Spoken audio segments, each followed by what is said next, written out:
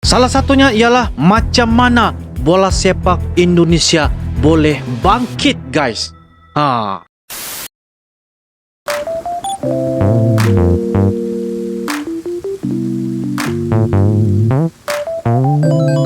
Halo guys, Assalamualaikum warahmatullahi wabarakatuh dan salam sejahtera. Welcome back to my YouTube channel guys. Terima kasih kepada anda yang sudah klik ini video. Kepada anda yang baru saja berada di dalam channel ini, saya ucapkan selamat datang, terima kasih, dan selamat bergabung kepada anda yang sudah subscribe di dalam channel ini. Salam serumpun guys, salam persahabatan dan salam perdamaian daripada Uncle kepada anda yang tengah menonton. Oke guys, pada kali ini kita akan membuat satu video reaction, yaitu melalui daripada fakta bola sepak guys, yaitu dengan tajuk dan judulnya macam mana bola sepak Indonesia boleh bangkit guys. Itu merupakan salah satu tajuk dan ini adalah daripada channel, yaitu channel Bcam Studio guys. Jadi guys, jangan lupa berikan dukungan kalian dengan cara like, comment, share dan juga subscribe, sebab di dalam channel ini guys banyak terdapat info berdasarkan tentang bola sepak, info-info terkini guys. Jadi guys, macam mana guys, saya pun mau tahu juga guys, macam mana bola sepak Indonesia boleh bangkit. Jadi tanpa membasa-basi guys, ayo kita sama-sama nonton di video pada kali ini guys. Jom guys.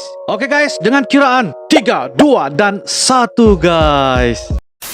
Hai, Assalamualaikum, salam sejahtera. Waalaikumsalam warahmatullahi wabarakatuh. Bcam Studio, informasi bola sepak terbaik untuk anda. Betul. Jadi untuk video kali informasi ini aku nak bercerita, ngomong tentang bagaimana bola sepak Indonesia berjaya bangkit. Ya, macam mana guys? Selepas aksi duka dalam pusingan kedua kelayakan Piala Dunia, Piala Asia, apabila mereka tiada merekodkan sebarang kemenangan dalam 8 perlawanan. Jadi dari segi pemerhatian aku ada menyinaraikan 5 faktor yang menyebabkan bagaimana Indonesia berjaya bangkit dalam bola sepak. Jadi antara faktor yang pertama adalah pelantikan Coach Shin Tae-yong. Pelantikan Coach Shin Tae-yong. Coach Shin Tae-yong ni bukan calang-calang jurulatih. Which jika anda masih ingat, dalam World Cup 2018 apabila Korea Selatan berjaya menewaskan Jerman 2-0 ketika itu. 2-0 guys. Menarik adalah Coach Shin Tae-yong ni merupakan jurulatih Korea Selatan ketika itu. Bukan calang-calang. And then untuk pengetahuan semua juga, Coach Shin Tae-yong ni juga bukan hanya melatih skuad senior Indonesia, namun beliau juga melatih skuad Under 19, Under 23 dan juga skuad senior, which beliau telah pegang 3 pasukan. Jadi bagi aku lah, untuk inisiatif ni bagi aku cukup baik. Sebab apa? Coach dah boleh kenal lama pemain-pemain tersebut. Jadi beliau boleh dapatkan chemistry yang cukup baik. Sebab apa? Kalau kita tengok dalam saingan AFF ketika ini, ramai pemain-pemain Under 19, Under 20. Rupa-rupanya guys telah membawa beliau dalam skuad senior. Pemain-pemain muda. Jadi untuk perkara ini juga Vietnam juga telah melakukan perkara yang sama apabila Coach Park telah melatih skuad Under 23 dan juga skuad senior Vietnam. Dan kalau kita tengok result, memang cukup baik. Mungkin Malaysia boleh juga mencontohi apabila memberi peranan yang cukup baik untuk Coach tu melatih skuad Under 23 dan juga skuad senior. Untuk rekod selepas aksi pusingan kedua kelayakan Piala Dunia, Piala Asia, rekod untuk Coach Shin Tae-yong ni adalah cukup baik apabila dalam 9 perlawanan mereka hanya tewas sekali dengan Afghanistan dan menang 6 kali dan seri hanya 2 kali, termasuk bertemu dengan Singapura dan juga Vietnam. Dan apa yang menarik untuk Coach Shin Tae-yong ni adalah beliau banyak membawa rakan-rakan beliau dari Korea Selatan, termasuk translator. Sebab apa? Ini akan lebih memudahkan lagi kerja beliau di pasukan Indonesia. And then apa yang aku suka untuk Coach Shin Tae-yong ni adalah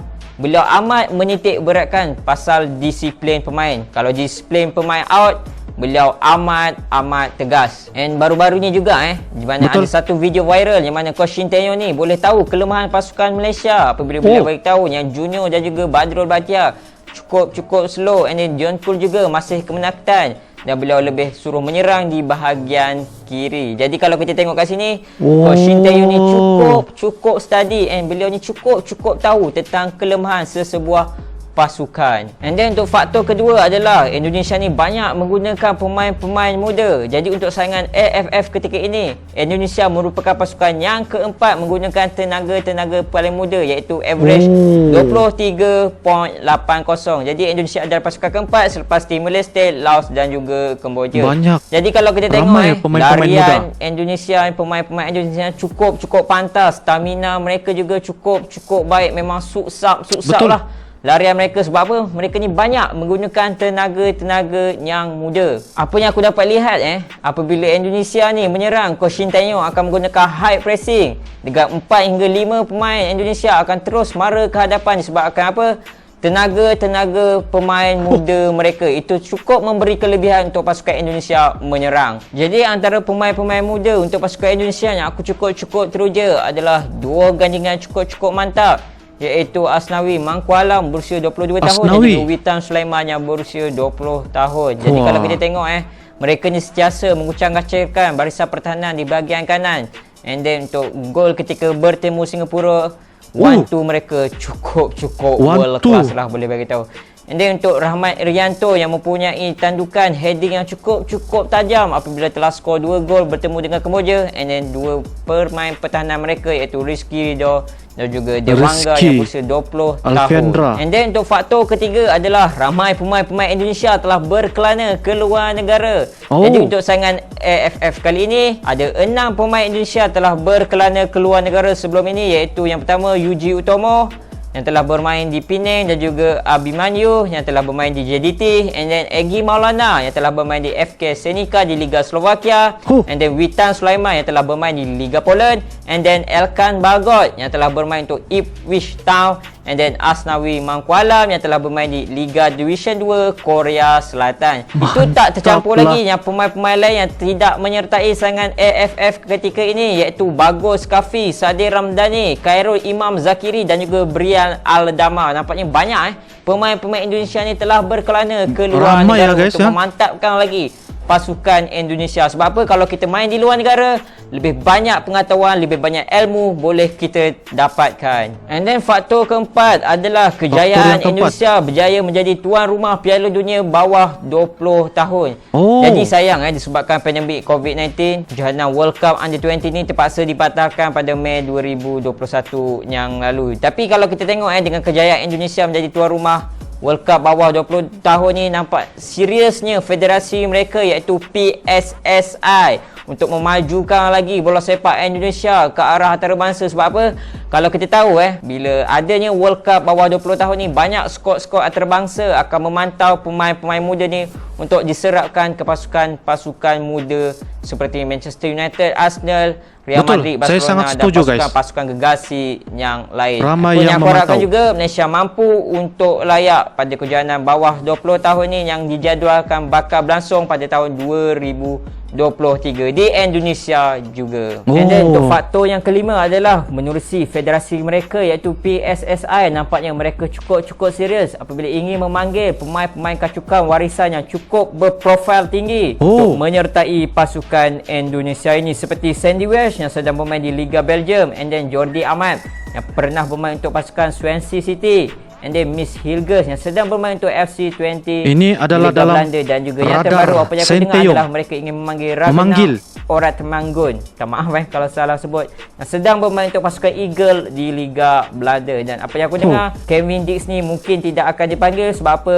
Posisi beliau adalah sama dengan Sandy Welsh. Jadi kalau kita tengok kat sini Indonesia ni cukup serius apabila ingin memanggil ramai pemain-pemain kacukan yang berprofil tinggi untuk menyertai mereka dalam aksi kelayakan Piala Asia Club. Jadi itu sajalah video aku untuk kali ini. Apa-apa aku harapkan sebagai video ini cukup bermanfaat untuk anda semua. Mungkin ramai fan-fan daripada Indonesia yang telah subscribe Baikcam Studio ni. Apa yang aku ingin ucapkan adalah ribuan berbanyak terima kasih. Salam dari Malaysia. Jadi itu sajalah video aku untuk kali ini. Akulan Assalamualaikum.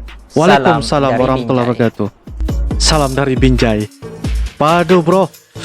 Brolan Baikcam Studio. Oke guys, demikianlah sebentar tadi terbitan daripada video channel yaitu Baikcam Studio, yaitu Brolan telah memberikan salah satu fakta, 5 fakta mengapa macam mana bola sepak Indonesia boleh bangkit guys. Jadi salah satunya apa yang menarik perhatian saya ialah pelantikan coach Indonesia daripada Korea Selatan, Shin Tae-yong guys. Itu merupakan salah satu kesentuhan yang utama apabila Indonesia melantik coach daripada luar negara, terutamanya daripada bekas-bekas orang bilang berpengalaman ataupun mempunyai pengetahuan yang sangat-sangat meluas, apatah lagi pernah mengalahkan Jerman guys. dalam Piala Dunia pada tahun 2018 2-0. Bukan kaleng-kaleng, bukan calang-calang guys. Jadi itu adalah salah satu faktor yang memberikan tarikan kepada saya guys, bahwa pelantikan coach ini perlu dititik beratkan, perlu kita melihat satu jangkauan yang sangat besar supaya ia dapat memberikan satu peranan yang sangat besar ataupun memberikan impact, kesan kepada sesebuah pasukan. Itu yang paling penting. Jadi apa yang saya boleh katakan di sini ialah Malaysia sebenarnya mampu juga ya untuk orang kata memberi satu, kata orang bilang, menjadi ikutan. Maksudnya menjadi salah satu pelajaran daripada Indonesia. Kita boleh belajar daripada negara serumpun kita, negara Indonesia, bagaimana mereka boleh bangkit ya, bagaimana Indonesia dapat mempertingkatkan. Kalau kita nampak tadi banyak ataupun ramai pemain Indonesia, orang kata umur mereka tuh sangat-sangat masih muda guys.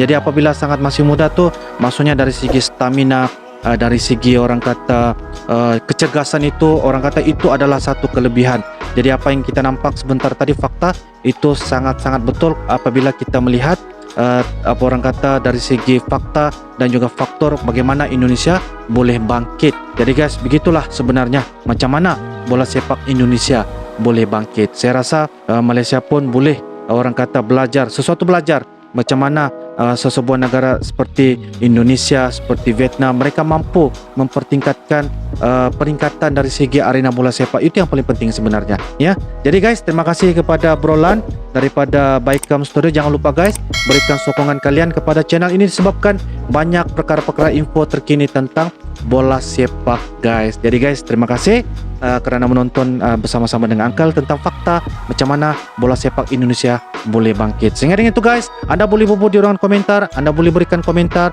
anda boleh berikan pendapat dan sebagainya supaya kita dapat berkongsi ilmu, menambahkan pengetahuan. Itu yang paling penting. Itu sahaja dari Uncle. Kita jumpa lagi di next video akan datang. Thanks for watching guys. Assalamualaikum warahmatullahi wabarakatuh. Bye bye.